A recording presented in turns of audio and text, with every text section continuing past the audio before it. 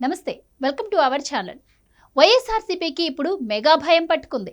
Mega అభిమానుల నుంచి ఇంతవరకు ఉన్న కాస్తో కూస్తో మద్దతు కూడా పోయింది. మొన్న ప్రభుత్వ సలహాదారు సజ్జల రామకృష్ణారెడ్డి చేసిన వ్యాఖ్యలతో ఆ వర్గం నుంచి వైసీపీకి మద్దతు పూర్తిగా కరువైంది.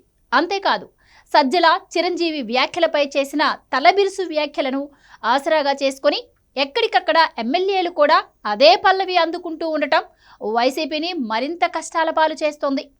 కొద్ది రోజుల క్రితం మెగాస్టార్ చిరంజీవి, పవన్ కళ్యాణ్ జనసేనకు 5 కోట్ల విరాళం ఇవ్వడం, ఆ తర్వాత చిరంజీవి కూటమికి మద్దతు పలికి అదే గెలవాలని ఆకాంక్షించటం వైసీపీ నేతలకు అస్సలు మింగుడు పడడం లేదు.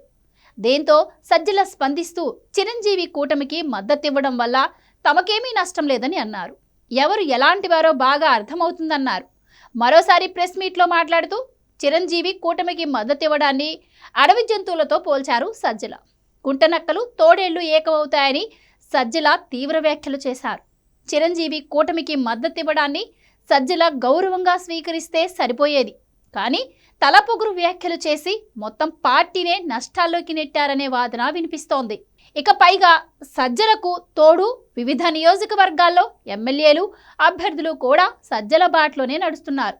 భీమవరం ఎమ్మెల్యే గ్రంథి శ్రీనివాస్ మాట్లాడుతూ చిరంజీవి సినిమాలకు ఓపెనింగ్స్ రాకపోవడం వల్ల పవన్ను విశ్వంభర సెట్కు పిలిపించుకొని ప్రమోషన్ కోసం యత్నించారని అన్నారు.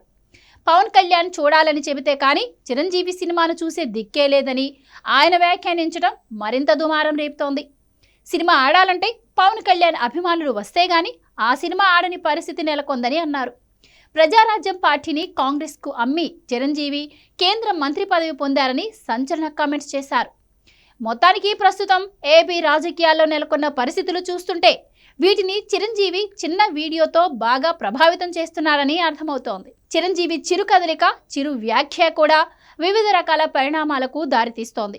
ఇది రాజకీయాల్లో అభిమానులను కూటమి వైపునకు మళ్లిస్తూ ఉండగా వైసీపీకి మాత్రం ఎనలేని నష్టాన్ని తెచ్చిపెడుతోంది.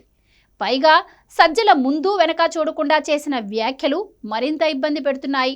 దీంతో సజ్జలు కూడా ఈ నష్టాన్ని ఊహించి ఉండరనే అంటున్నారు. రాజకీయాలకు దూరం జరిగినప్పటికీ చిరంజీవి పాత్ర మాత్రం ఈ ఎన్నికల్లో తెర వెనుక కీలకంగా ఉండబోతున్నట్లు స్పష్టంగా అర్థమవుతోంది.